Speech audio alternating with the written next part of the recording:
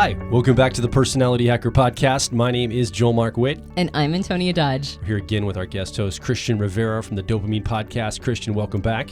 Thanks for having me. It's always fun to be here. Mm-hmm. So we are in the middle of a series that is focusing on the concept of using your sixth cognitive function, so this would be one of your shadow functions, as a hack for helping break a loop. Now, a loop is defined as your dominant or driver cognitive function and your 10-year-old tertiary function getting in cahoots with each other. If you want more information on what this looks like, I recommend checking out a couple different podcasts. Now, of course, if you're new to all of this and the words cognitive function sound really scary, go check out our car model podcast. You can also check out our recent podcast on developing all 8 functions to talk a little bit about the importance of that sixth function, which was technically called a shadow function. And then, of course, we also have podcasts on the concepts of loops and what they look like in each of the various personality types. But let's pretend you're caught up to speed and you listened to our podcast last week and you know exactly what we're talking about. We are going to focus in on the intuitive functions this time, and how developing that sixth function, which would be an intuitive function, will help you get into your second or auxiliary co-pilot cognitive function. So we'll be focusing on INPs, INTPs and INFPs, and ENJs, ENTJs and ENFJs. So for INTPs and INFPs, the sixth function is introverted intuition or perspectives. And what happens, I'm an INTP, so I can speak a lot to this in some of my own personal experience, that when we get caught up in the loop of TISI or introverted thinking or introverted sensing or introverted feeling and introverted sensing, the main idea here is that introverted sensing is kind of in charge too much. And extroverted intuition needs to kind of come up and bring us back into our genius zone. And so we're going to talk through, as we mentioned in the last podcast, a kind of a diagnosis, prescription, and an exercise that you can do to use this introverted intuition sixth function as a hack to kickstart this extroverted intuition function. That's right. You're an INTP, so we get to pick on you a lot if we want to. Please do. Okay. I've got stories. So what happens when an INP is avoiding their extroverted intuition? Now, remember, a loop is usually in large part because you don't want to get out of the attitude of your dominant or driver function. Attitude being a fancy word that simply means it's introverted or extroverted quality or orientation. So for INPs, that would by definition be an introverted attitude. So you don't want to get out of your introverted space. You want to stay inside where it's all comfy. I want to be cold and dark right. and eating Cheetos and Mountain Dew, like the cliches. Right.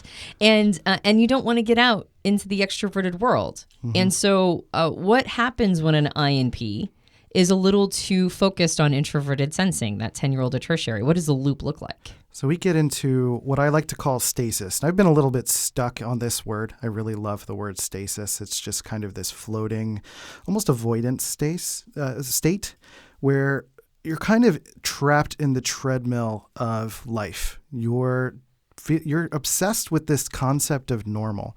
And I've felt this throughout my life. I have consistently had this push and pull relationship with trying to get into a space of normal. Whatever that means for your environment and your situation, there's different versions of normal, but I grew up in Philadelphia and there's a version of normal in my life that I tried to adapt to. You know, it's like marrying the girl next door and going through the typical, you know, you do this, you do that, you do this kind of like predetermined trajectory in life.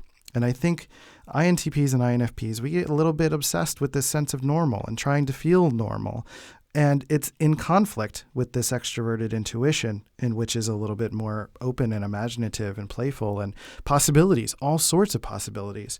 So when we start to think about our introverted intuition, the sixth function, it's simply thinking about the fact that we can consider a future that is our own, that we can imagine the ideal future for ourselves, and that we can play in that world. We can create a world and a future for ourselves that isn't predefined by everything else that's happened around us. We don't have to do what our parents necessarily say or teachers necessarily say. We all get a lot of feedback. We say, like, you are predetermined to be this or that and this.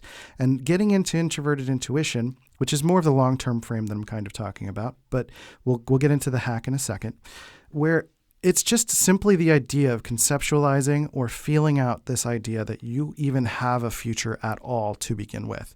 So this is a way for you to just disrupt that introverted sensing that you're feeling, that obsession with normalcy, and disrupt that so that you can start to get into your internal personal imagination to think about what your deep, distant future could possibly look like without the practical limitations. Right, because when you're in this loop, the advantages is that it keeps you in a comfort zone, right? It doesn't force you to do anything that's too uncomfortable. But the disadvantage is you also end up having this sense of sense of dysthymia and sort of this existential crisis and why am I doing anything? Because as an NP, it's robbing you of your possibility thinking and the excitement out of life. And so a lot of INPs deal with it's almost absurd, why do anything ever? And introverted intuition it allows you to stay in an introverted space, right? Because that's kind of the whole point of the loop is I don't want to go outside of myself. But it requires you to think of implications, right? Long-term implications and also possibilities inside of yourself. Can you imagine or vision a future that's a good one, right? Or can you sort of think about the meaning of life and how there might be something more to all of it than just this, just same old normal? Maybe I can start to think about sort of the meaning of life is a little bit more complex or maybe a little bit more textured than I've been allowing myself to give it credit for because I've been stuck in this normalcy, templatized, how everything is supposed to look regardless of my personal feelings on it. And it's an active process of imagination. It's an active process of possibilities versus a passive process of giving into the sensory idea of normal, or at least your interpretation of normal based on your environment. So when we talk about disrupting SI, it's about getting you off of that treadmill that I'm talking about, that treadmill, that trajectory that is leading you towards something that you didn't choose. And this is about being active, making choices, and you can make better choices if you can start to then fantasize and think about the possibilities without considering those limitations, like I said before. Yeah, well, last time when we were focused on the sensory functions, we mentioned that what happens is that if you can break the cycle of, in this case, INPs dealing with the sensory function, if you can interrupt or disrupt that and get into an intuitive space, your mind naturally wants to kick it up into its sandbox of what your native intuitive function is. So an INP, if they stay too long in introverted intuition, there's going to be an idea of excitement that comes along with it, and they're naturally going to want to get into extroverted intuition because that's so much more fun. Once they break the hypnosis of the sensory piece, right? Once they break the hypnosis of thinking that things have to be in a certain way, now there's a little bit of excitement, and then there's like a compelling reason to go try something out or do something new. So this might be my favorite moment in this entire series because I get to give you a practical example of how to get out of practicality. And I enjoy just the meta aspect of all of that. So what can you do practically to get out of this introverted sensing space and to start to bring that introverted intuition into your world to use as that jump start to get extroverted intuition going? What I recommend is to pick an item.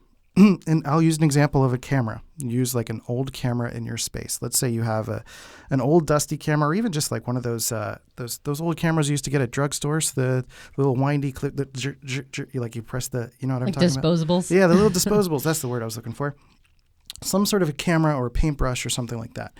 And imagine your future based on this item without practical limits. It's not about what I'm capable of now or what skills I have now, but if this camera can enable me to go on adventures across the world, to experience new things, to take amazing photos and develop and learn that skill, make money from it, and all of that leads to all of the things that I want, that essentially what you're doing is taking this this item and creating a bit of a meditation around it. You're creating a vision around what this item could create.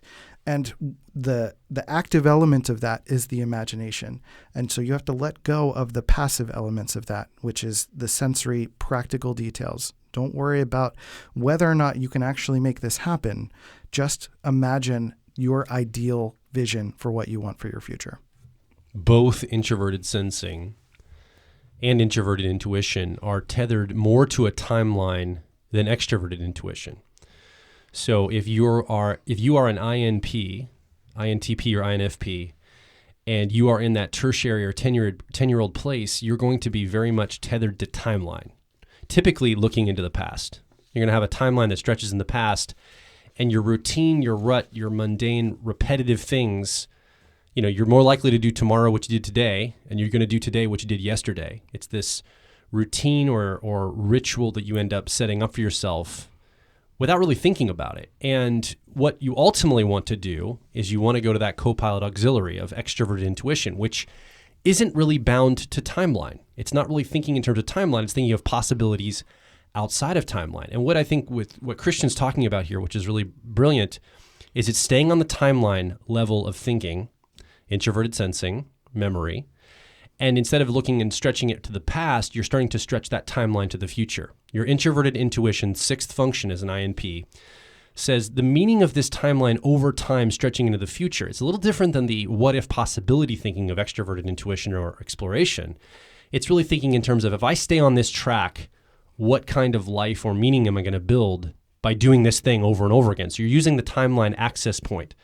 And then what I think what's brilliant about this exercise is it starts to think in terms of the meaning going forward based on this old camera, let's say. And it starts to, then all of a sudden you can't help but the what if possibilities start to bubble up out of that timeline thinking. So we're using the place we're using the access point of timeline, introverted sensing, and we're just pivoting it into the intuitive side of it, of introverted intuition on a same timeline situation into the future.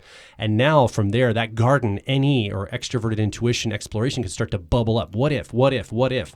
And that's something you can develop over time then. But this is a hack in the moment. I want to remind you that in this series, we're talking about situations. And situations are the starting point here, right? So we're talking about timelines and all of this stuff. It can get a little confusing if we're trying to think about fixing a long-term loop. I think INPs in particular can fall into longer-term loops, probably more so than any other types. And that's just my personal perception. But been there, done that. But so when we start thinking about introverted intuition and bringing that sort of long-distance kind of vision casting future thinking into it, I want to caution you against trying to make that too detailed.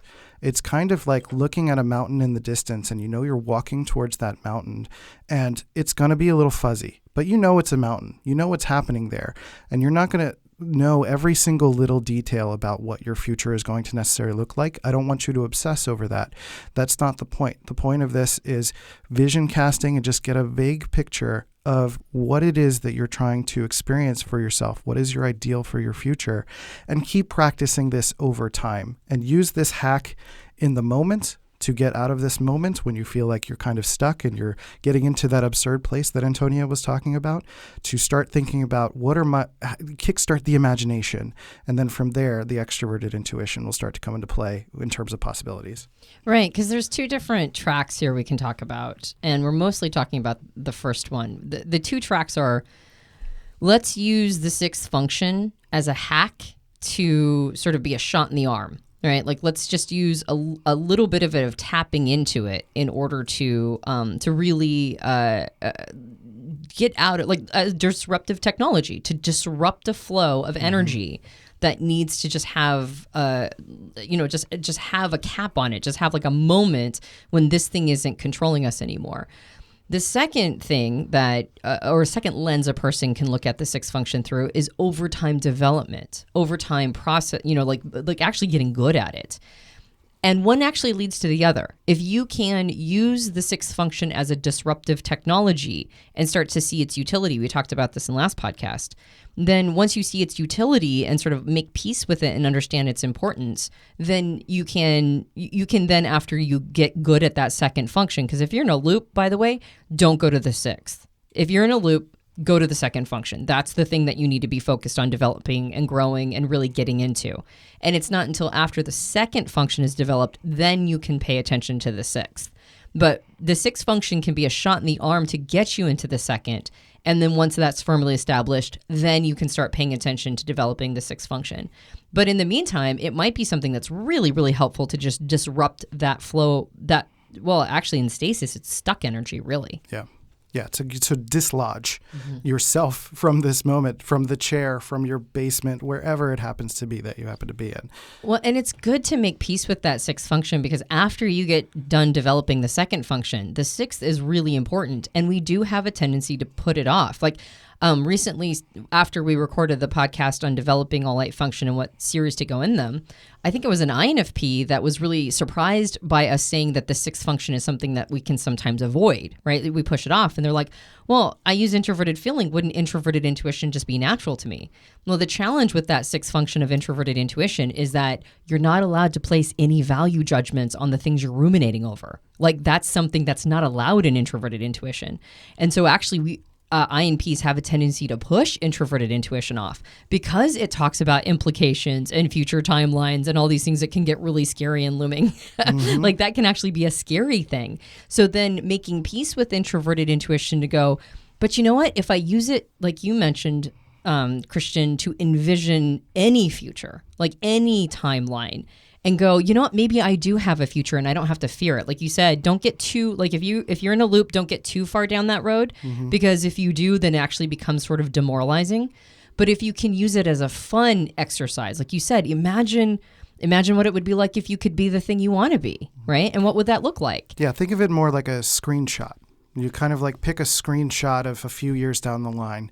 What does life kind of look like? You don't have to amass any more details beyond that, but where are you standing? What does it smell like? What does it look like? What does it feel like to be in this space? Usually it's tethered to this idea of this camera or this totem, and keep having this totem around. Make it something that you carry, if it's small, in your pocket, or something that's on your desk, something that you see regularly to keep checking in with, so that you can know that you're staying on a forward trajectory or in present trajectory instead of consistently obsessing about normalcy, consistency in the past. Yeah, and I thought what Joel said was brilliant, which is if you're in timeline thinking anyway, just flip the script from past to future. Exactly. And oftentimes I've noticed when INPs get in a loop, they're actually not in SI in too much detail in the past either. They're more worried about whether or not they're giving the impression of following a template. So you're not really too detailed oriented in the past anyway. That's true. Yeah, that's true. So just use that same sort of worry about whether or not you're living the template that was given to you. Just flip it into a more future orientation that puts you in an intuitive space. Then that activates your wiring's natural desire to be an extroverted intuition. And again, if you don't have to quote unquote follow a template, if you don't have to do things that have specific, because all that's like implication for other people, whether or not they're approving of you, whether or not you have a place in society. If you stop thinking in those terms, you can remember how exciting extroverted intuition is. The only reason why you're stopping yourself is because the thing that's getting you out of the comfort zone is oftentimes the fear of censure from the outside world. Extroverted intuition it's not that productive initially. It's a lot of throwing spaghetti against the wall, but it's super fun. It's just the fear is that other people are going to think that you aren't doing the productive thing you're supposed to be doing. And then that makes you fear that you don't have a place in society and you're not normal and all that other stuff. Introverted intuition reminds you not to care about that as much because the future implications are the people you're living with now, all the people who crafted you up into this moment, they might not be with you for the rest of your life. Life and context changes. People in your world change. Sometimes you're running on old ideas in completely new context and you don't even realize you've carried them in with you. This reminds you that the future is unwritten. It might be a completely different landscape. So if it's a different landscape, what are the exciting new things you can do right now? Skills you could be developing, fun experiences you can be having that are the kind of wiring you do want to carry into the future with you. And this isn't limited to one object. We use the camera as an example, but I would say if there are multiple things that you've had passions for when you were a kid, pick a couple of those things and keep doing those vision casting with multiple things to activate the extroverted aspect of intuition. We will be right back. If you're focused on personal growth, I think you'll resonate with our core content over at personalityhacker.com. We want to see you understand how your mind is wired so you can generate motivation, improve social skills, find career opportunities, and master excellent decision making. But a quick warning, we are advice and action focused in all of our articles, podcasts, and videos.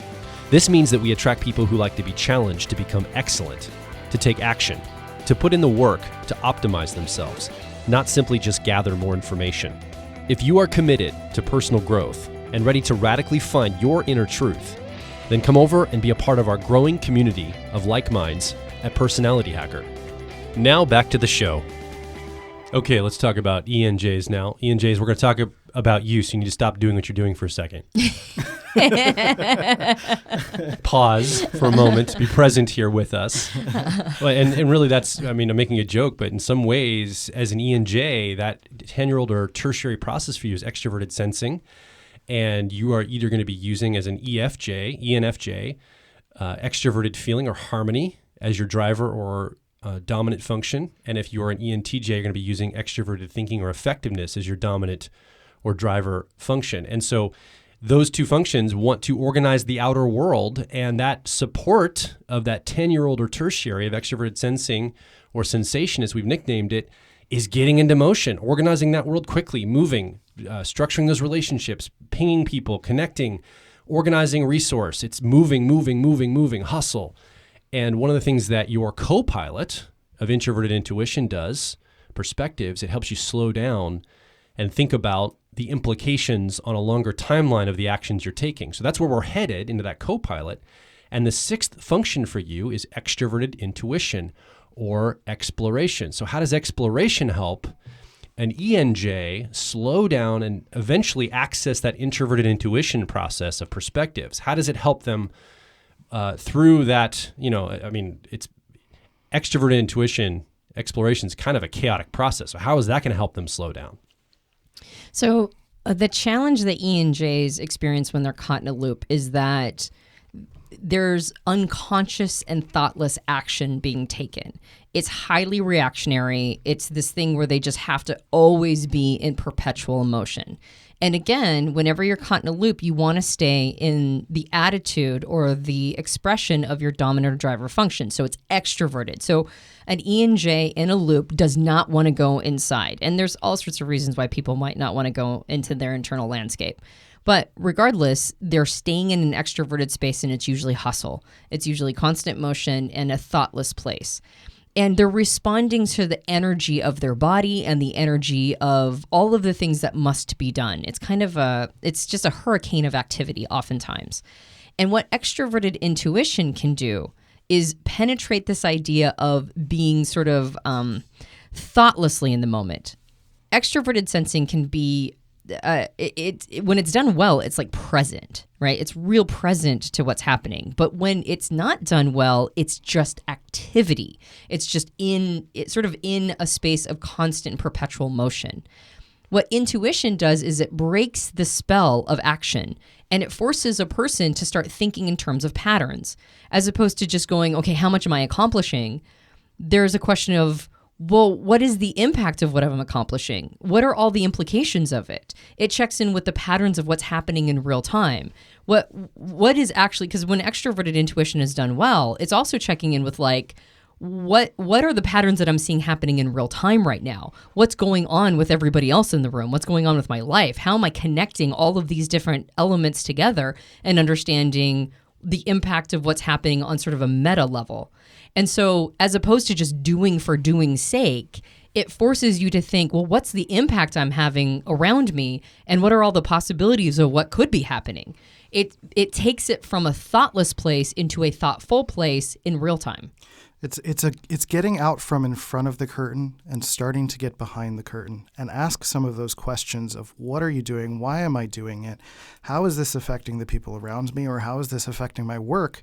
To just go and go and go and go. And sometimes going with a heaviness, sometimes bulldozing, sometimes just going at things without a meaningful intention and just It's the idea of applying that meaning to what it is that you're doing. It creates essentially a purpose. And a lot of the work that I do personally on my podcast, Dopamine, is about creating purpose and intention. I think ENJs understand this concept of purpose and intention quite a bit. That's what introverted intuition brings into the fold, is intention. It brings purpose to what it is that you're doing. And I understand with everything that, stress happens in people's lives all the time. And when you get into this stress loop and you're just going and going, sometimes that feels good for a little while to just keep going, keep doing it. And there is what we're trying to convey with all of what we've talked about so far is that there are rewards for shifting gears. There are rewards for getting into that secondary function. So if you get into this secondary function through the jumpstart of the sixth function of extroverted intuition, then you're going to be able to get into that meaning making in more of a kind of a random way. Introverted intuition is a selective, purposeful, over a long period of time process. You pick the one thing and you go deep into it. Whereas extroverted intuition is more just any possibilities anywhere. And if you can find one spark amongst all of these sparks, then you can start to develop the path forward. And so in this podcast, we've covered extroverted intuition a couple of times already. So if you're an ENJ that wanted to just skip directly to your type, I would suggest going back to the last episode, listening to the earlier in this episode with INPs, because we talked about extroverted intuition a lot. And there's a lot to mine from that. And even doing that could be one of the practical examples of what you should do. Totally. And I think the other piece of this too is that just like an INP can get sort of focused on what being normal is and really hypnotized by this idea of normalcy, an ENJ can get hypnotized by this idea of effectiveness or efficiency or making something happen.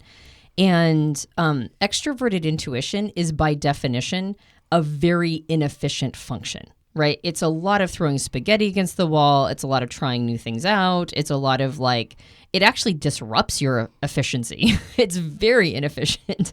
And so if an ENJ can get sort of in a more playful place, you would think extroverted sensing could be playful, and it oftentimes is. Mm-hmm. ENJs oftentimes bring a really good, fun energy, but when they're in a loop, sometimes, a couple different things can happen. Sometimes they get a little too pleasure-seeking, right? A little too adrenaline-oriented pleasure-seeking, or they get a little too have to get things done. But it's a bulldozing energy regardless, right? It's like anything in their path gets run over when they're in an extroverted sensing loop. They just want to go, go, go, regardless of whether or not it's pleasure-seeking or trying to make things happen. Extroverted intuition stops the bulldozing. It's more of sort of weirdly enough, it slows down for a second and goes, well, what else could be happening, right? What else could we be doing? It disrupts this single track mind and forces multiple track mind, right? And it gets an intuitive space. Now, what's interesting is that, just like with all the other function or other types, when you get into your sixth function, it breaks the spell of the third, but then naturally makes people want to kick it back into their version of it, their type's version. So when an ENJ uses some or gets exposed to or is in the energy of extroverted intuition, oftentimes, in particular, if this is, say, a whiteboard session where they're talking with another person, it will feed their intuition with all these ideas that their brain will naturally want to noodle on, right? It'll be all these patterns and ideas that they want to expand out because it's interesting to them. And so then they'll go back, and then that will force them into introverted intuition, since now they're going to want to spend some time really thinking about it. So the access point here, much like when we talked about INPs, the access point is a timeline. You're starting with a timeline and you're shifting into a different version of a timeline. It's kind of the hack, the way to get leverage on yourself. For you as an ENJ, the leverage point here is control. You want to be in control of your environment and control of your output, control of the things that are happening in your life. That's what you have a hard time giving up. And to go introverted and to ruminate gives up a little bit of that control in the outer world and being able to be effectual and, affect things in your outer realm. So the hack here, the way you're getting leverage on yourself, is you're front loading using extroverted intuition, exploration. You're overloading your intuitive system to the degree where now you have to slow down to process through all these what if questions you're asking. So if you just start to load it in, like, well, what if, using your sixth function, now it forces you. You have to stop and go, okay, now I've got, kind of like what Antonia said, I have to unpack all of these things and see what is the meaning behind each of these loops. And I would say that of all the functions, extroverted intuition or exploration is one of the most difficult to control. It kind of happens to you. It is a process that is outside the bounds of time. It's difficult to manage or harness. It's kind of a what if scenario. It also forces you to lessen the control. So the control aspect is where you're getting leverage on yourself and the hack that you're creating for your own life and your own personality. So the idea here is to temporarily let go of control by allowing all possibilities to be potentially viable. It's not trying to control where the conversation's going. If you're having a brainstorm session with 2 or more people, which I would recommend, and you're trying to just throw spaghetti at the wall, like we said, and try to see what comes out. Let anyone say anything, and the sky is the limit, and just let it bounce between topic to topic. And once you start to land on something, that introverted intuition will start to get locked, and you can start to focus the beam on something that goes a little bit forward motion.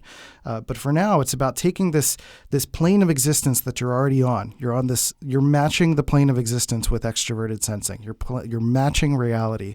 And now this extroverted intuition is like a kickstart. And as you kickstart, you kind of go slightly above reality or behind the curtain, like I said, and asking these questions that about reality or about your situation or what's going on around. But I think the biggest, most important thing, and for INPs that are still listening too, what's been a big help for me in my life has been improvisational thinking. Yes and thinking, not yes but, not yes or turn away, or no, especially not no but yes and. It's very additive. It's additive thinking, even if things are disparate and they might not make sense to you necessarily as an ENJ, but the idea is not to make it make sense. The idea is to accept the ideas regardless of where they're coming from. Mm-hmm. So what's the exercise? You've got it written down. It's to brainstorm with 2 or more people. It's to, and maybe not have any specific idea in mind. You just have a session with a whiteboard or taking notes, and you have to be actively engaged in it. You have to say the first thing that comes to mind during this session, and let other people say the first thing that comes to mind when it comes to this session. It's that concept of throwing spaghetti at the wall. So getting yourself into a situation where you're doing that. You are throwing spaghetti at the wall, and you're just seeing what happens. And that way it just kickstarts. You start asking questions about it and scrutinizing the world around you a little bit. Yeah, and sometimes ENJs are surprised by how hard it can be to do that, because they do use introverted intuition.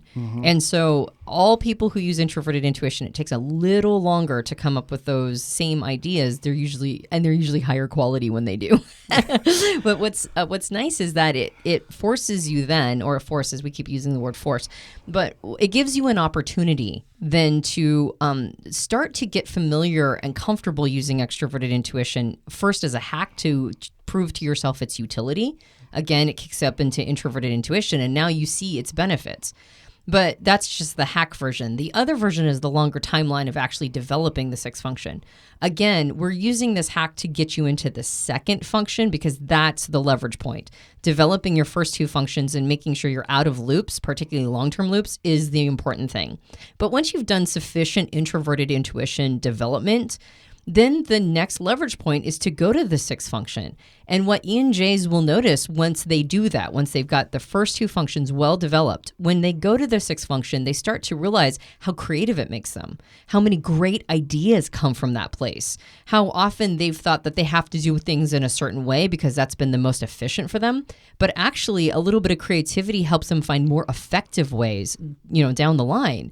And so then the second piece of it is once the hack is complete, once you've seen its utility, once you've done proper auxiliary second function development, then when you go to the sixth function, now you've got a really creative part, a part that helps you think outside the box and find better solutions and really start to integrate this into your life over time. I think a good example of this is Mike Shinoda. He is the founder of Linkin Park, one of my favorite bands that I grew up listening to, and he's most likely an ENJ.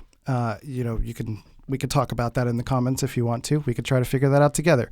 But in terms of my observation of him, he's typically every album that they created had a very focused kind of NI framework to it, meaning that the albums themselves were kind of encapsulated journeys on their own. And now he's in this place later in life where he is actually doing instrumental albums and he's actually getting feedback from communities, and he's creating live on Twitch with other people. They're giving him suggestions for samples to use in his instrumentals, types of music, styles. And if you listen to these new instrumental albums that he's recently put out, each one is a different world. It's a different idea. It's a different style. And it's a very good example of him activating that sixth function of NE and playing with all sorts of different ideas and bringing it into his life in a longer form way. All right, INPs and ENJs. We just covered some hacks for using your sixth function to access your co-pilot or auxiliary function in your car model to help you on your personal growth journey. These are going to be hacks. You don't want to necessarily go here and try developing your sixth function if you haven't already focused on your dominant driver and your co-pilot auxiliary. Those are very important. We just want to reiterate that's the place to start. But this is something you can use to season or to hack into getting into that space when you're stuck in a loop. So just want to remind us of that. We want to hear from you, though. What's been coming up for you? What perspectives have you gotten from this? What ahas are you creating in your own mind? What challenges do you see with this for your own life? Like, where would this not work? Where would this work? I want to hear from you. Come over, ask a question, leave a comment. More importantly, share your story over at personalityhacker.com directly below this episode. Christian, thank you for joining us again in this series. This is so great. I have so much fun doing this. All right. We'll see you in the next episode as well. And if you enjoyed this podcast, you can subscribe to us on iTunes and various Android platforms. If you leave a rating and review for us on iTunes, that helps us out a lot. We have a book. It's called Personality Hacker. You can get it at all major book retailers. And if you leave us a rating and review on Amazon or Goodreads, that also helps us out a lot. My name is Joe Mark Witt. I'm Christian Rivera. And I'm Antonia Dodge. And we'll talk with you on the next Personality Hacker podcast.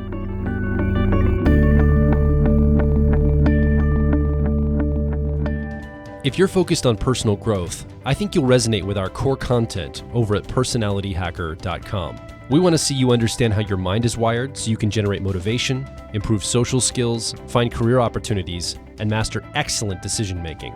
But a quick warning, we are advice and action focused in all of our articles, podcasts, and videos. This means that we attract people who like to be challenged to become excellent, to take action, to put in the work to optimize themselves, not simply just gather more information. If you are committed to personal growth and ready to radically find your inner truth, then come over and be a part of our growing community of like minds at Personality Hacker.